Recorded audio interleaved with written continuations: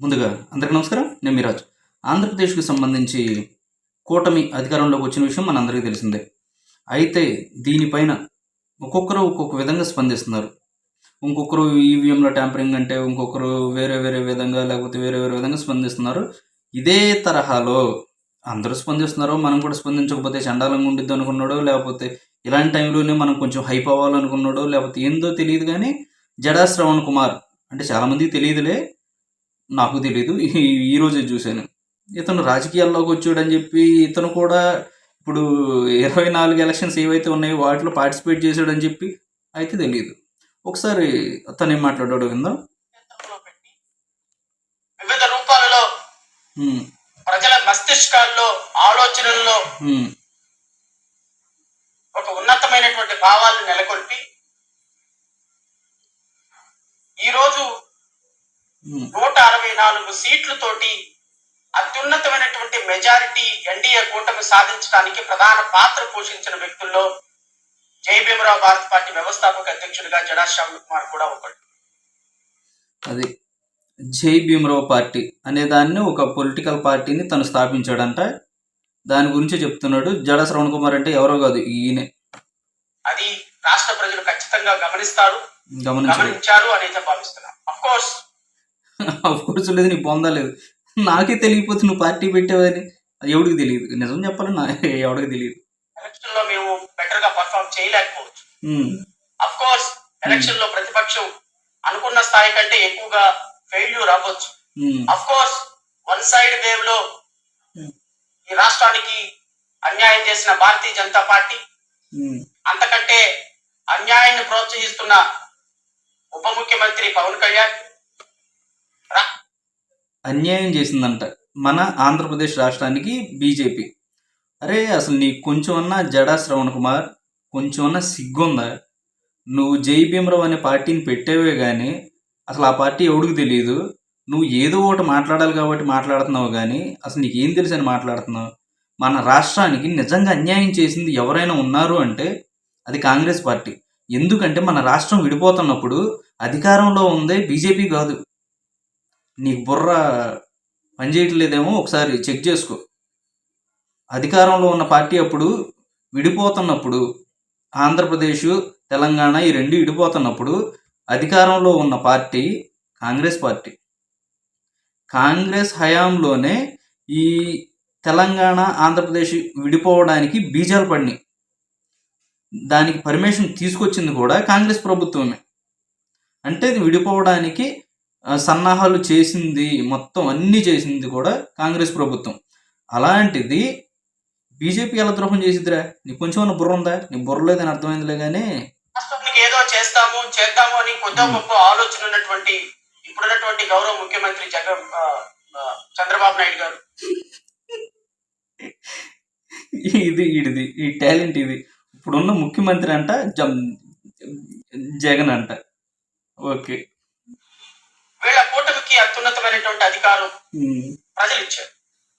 First of all ప్రజలు ఇచ్చినటువంటి అధికారాన్ని, ప్రజలు ఇచ్చినటువంటి మ్యాండేట్ ని గౌరవిస్తూ ఎన్డీఏ కూటమిలో ఉన్నటువంటి గౌరవ ముఖ్యమంత్రి చంద్రబాబు నాయుడు గారికి, వారి మంత్రివర్గానికి జై భీమరావు భారత్ పార్టీ తరఫు నుంచి హృదయపూర్వక అభినందనలు తెలియజేస్తున్నాం. ఈడు వాస్తవం మాట్లాడుకుందాం, మనలో మనం, కామెడీ కాదు, సీరియస్ మ్యాటర్ ఇది. ఎందుకు వచ్చాడంటే జై భీమరావు భారత్ పార్టీ అనేది ఇంతవరకు ఎవడో తెలియదు. ఈడు నిలబడ్డ కాన్స్టిట్యున్సీ ఏదో అక్కడికి మనోడికి ఎన్నోట్లు పడినవి కూడా అసలు ఎవడకు తెలియదు. కానీ పదే పదే అలా ఇలాంటి న్యూస్లు కొంచెం స్ప్రెడ్ చేసుకుంటే ఈసారి వచ్చే ఎలక్షన్లో అయినా సరే 29లో అయినా సరే కొన్ని నోట్లన్నా పడతాయి అని చెప్పి కొంచెం హైప్ చేసుకుంటున్నాడు. సరే మనం దృష్టిలో పెట్టుకోవద్దు, పాపం అక్కడ ఎంతో కొంత హెల్ప్ చేద్దాం. అయితే అధికారం చెప్పు ఏ కారణాలతో వచ్చిందో, అధికారం రావటానికి కారణమైన వ్యక్తులు ఎవరో, అధికారం రావటానికి తెలుగుదేశం పార్టీ, పవన్ కళ్యాణ్, భారతీయ జనతా పార్టీ ఈ రాష్ట్రంలో చేసిన పోరాటాలు ఏంటో రాష్ట్ర ప్రజలందరికీ తెలుసు. దానికి ప్రత్యేకంగా పోస్ట్ మార్టం చేయాల్సినటువంటి అవసరం లేదు. అది అంటే జై భీమరావు భారత్ పార్టీ ఏమేం చేసిందో, ఎన్ని పోరాటాలు చేసిందో, జడా శ్రవణ్ కుమార్ దాంట్లో ఎంత ప్రత్యేకమైన పాత్ర వహించారో ఇవన్నీ సీరియస్గా మనం తెలుసుకున్నాం. ఎందుకంటే భారీ మెజార్టీతో తను ఏ కాన్స్టిట్యున్సీ నుంచి అయితే పోటీ చేశారో విజయవాడ కాన్స్టిట్యున్సీ నుంచి 68 నుంచి పోటీ చేశారో తను భారీ మెజార్టీతో తను ఒక పార్టీని స్థాపించారంటే ఎంత ఉన్నత స్థాయిలో ఉండుంటారు. ఈయనకి ఎన్ని ఓట్లు పడి ఉంటాయి. తర్వాత మాట్లాడదాం దాని గురించి. అంటే ఈ రాష్ట్రంలో తెలుగుదేశం పార్టీ ఈ రోజు ఎవరెవరైతే మంత్రుల ఇళ్ల మీదకి వెళ్ళి గొడవలు చేస్తున్నారో, మంత్రుల ఇళ్ల దగ్గరికి వెళ్ళి తొడలు కొడుతున్నారో, ఎవరైతే డాక్టర్ బాబాసాహెబ్ అంబేద్కర్ చేతులు ఎరగొడుతున్నారో, ఎవరైతే అందరినీ అరెస్ట్ చేసి లోపలేస్తామంటున్నారో, ఎవరెవరైతే మీసాలు మెలేసి పరుగులు పారలు తీసుకొని వెళ్ళి మాజీ ఎమ్మెల్యేల ఇళ్ల మీద, మాజీ మంత్రుల ఇళ్ల మీద గొడవలు చేస్తున్నారో అదే వీడు ఒక పార్టీకి అధ్యక్షుడై ఉండి ఇంతకుముందు వైసీపీలో ఉన్నటువంటి కార్యకర్తలు కావచ్చు, లేకపోతే ఎమ్మెల్యేలు కావచ్చు, ఎంపీలు కావచ్చు, అపోజిషన్లో ఉన్నవారి పెళ్ళాలపైన, కూతుర్లపైన, లేకపోతే వేరు వేరు కార్యకర్తలపైన మారణహోమాలు సృష్టించారు. రాష్ట్రాన్ని మొత్తం రావణ కాష్టం చేశారు. చాలా చాలా చాలా నీచమైన పదజాలాన్ని ఉపయోగించారు. అది మంత్రులు కావచ్చు, లేకపోతే ఎమ్మెల్యేలు కావచ్చు. అది రాష్ట్రం మొత్తం కూడా చూశారు. దానిపైన ఇప్పుడు కూడా ఇలా ప్రెస్ మీట్ పెట్టి స్పందించిన దాఖలాలు లేవు. కానీ ఇప్పుడు మనోడు స్పందిస్తున్నాడు. ప్రజాక్షేత్రంలో 2019 నుంచి లేదు. దయచేసి తెలుగుదేశం పార్టీ, జనసేన కార్యకర్తలు, ఈ రోజు సోషల్ మీడియాలో వెర్రవీగిపోతున్నటువంటి కార్యకర్తలు ఈ రోజు ఇళ్ల మీద పడి ఈడు జడా శ్రవణ్ కుమార్ ఎంత జిడ్డునాయాలు బుర్రలేనుడంటే, పవన్ కళ్యాణ్ గారు ఆయన పెళ్ళిళ్ళ గురించి కానీ, లేకపోతే ఆయన పర్సనల్ లైఫ్ గురించి కానీ అన్నిటి గురించి మాట్లాడినప్పుడు వాళ్ళ కూతుర్ల విషయంలో కూడా వీళ్ళు అనిల్ కుమార్ యాదవ్ కావచ్చు, లేకపోతే జగన్మోహన్ రెడ్డి గారు కావచ్చు, లేకపోతే శ్రీరెడ్డిని పెట్టి తిట్టించడం కావచ్చు, వేరు మంత్రులతో వేరు విధంగా ఆడోడు గుట్కా నానిగోడు కావచ్చు, గుడివాడ అమర్నాథ్ గౌడ్ కావచ్చు, అసలు అందరూ ఒక్కొక్కళ్ళు కాదు, ఆ రోజా కావచ్చు, వీళ్ళందరూ తిడుతున్నప్పుడు వీడి కళ్ళు కాకులు ఎత్తుకెళ్ళినాయా? మరి అప్పుడు స్పందించాలి కదా. అప్పుడు ఎందుకు స్పందించలేదు? నానా యాగి చేస్తున్నటువంటి తెలుగుదేశం పార్టీ కార్యకర్తలు దయచేసి ప్రజలు ఇచ్చినటువంటి మ్యాండేట్ ని ఇలాంటి దాడులకి, ప్రతి దాడులకి వాడద్దు అని మేము వినయపూర్వకంగా మీకు అప్పీల్ చేస్తున్నాం. ఎందుకంటే ఈ రోజు దాడులు చేస్తున్నటువంటి సోకాల్డ్ తెలుగుదేశం పార్టీ నాయకులు 2019 నుంచి కనీసం గత ప్రభుత్వాన్ని ఒక్క మాట కూడా ప్రశ్నించలేక మంచాల కింద దాక్కున్నటువంటి గొప్ప నాయకులు వీళ్ళంతా. మంచాల కింద దాక్కున్నారంట. మంచాల కింద దాక్కుంటే నారా లోకేష్ గారు 1000 కిలోమీటర్ల పాదయాత్ర చేశారు. మంచం కింద దాక్కునే చేశారా? చంద్రబాబు నాయుడు గారు ఎన్ని మీటింగ్లు పెట్టారు, పవన్ కళ్యాణ్ గారు ఎన్ని రోడ్ షోలు చేశారు. ఆయన పవన్ కళ్యాణ్ గారు వెళ్తుంటే అసలు ఎంత ట్రాఫిక్, వీళ్ళందరినీ ఎంత నిర్బంధించారు. అయినా కానీ వాళ్ళు ప్రజల కోసం పోరాడారు. పవన్ కళ్యాణ్ గారు తన సొంత ఆస్తిని కూడా అమ్మి మరి ప్రజలకు సేవ చేశారు. పార్టీ కార్యాలయాలు ఏవైతే ఉన్నాయో వాటికి రెంట్లు కట్టలేని పరిస్థితుల్లో కూడా ఒక్కొక్కసారి వెళ్ళిపోయారు పవన్ కళ్యాణ్ గారు. అపోజిషన్ అనేది లేకుండా చేయాలి అన్న దురుద్దేశంతో వైసీపీ పన్నిన కుట్రలు ఏవైతే ఉన్నాయో వాటిల్లో చల్లా చెదురైపోయారు. నాయకులు కావచ్చు, కార్యకర్తలు కావచ్చు, ప్రతి ఒక్కరు కూడా నలిగిపోయారు. అప్పుడు స్పందించాలి ఈ జడ. ఈరోజు టీవీ డిబేట్ లో వెంకలేసి అరుస్తున్నటువంటి నాయకులందరూ కూడా కనీసం గత ప్రభుత్వం చేసినటువంటి అమానుష చర్యలని ఫేస్బుక్ లో కామెంట్ పెడితేనే తీసుకుని వెళ్ళి లోపలేసిన సందర్భాల్లో ఇది ఏంటి అని మాట్లాడినటువంటి నాయకులు కూడా. వీడు మనిషి పుట్ట పుట్టిన తర్వాత ఇది ఒకటి గట్టిగా మాట్లాడాడు అంటే, ఆఖరికి ఫేస్బుక్ ఏదైతే ఉందో దానిలో పెట్టిన కామెంట్ని షేర్ చేస్తే, లేకపోతే ఏదైనా ఒక పోస్ట్ పెడితే ఆ పోస్ట్ని షేర్ చేస్తే వాళ్ళను కూడా తీసుకెళ్ళి చిత్రహింసలకు గురి చేసి, లేకపోతే వాళ్ళ ఫ్యామిలీని అవకతవకలకు గురి చేసి, లేకపోతే వాళ్ళని తీసుకెళ్ళి జైల్లో వేసిన వైనాలు ఉన్నాయి. అంటే అంత భయానకమైన వాతావరణాన్ని కలిగించింది ఎవరు? వైసీపీ ప్రభుత్వం కదా. అప్పుడు ఎక్కడ దాక్కుంది ఈ జడ?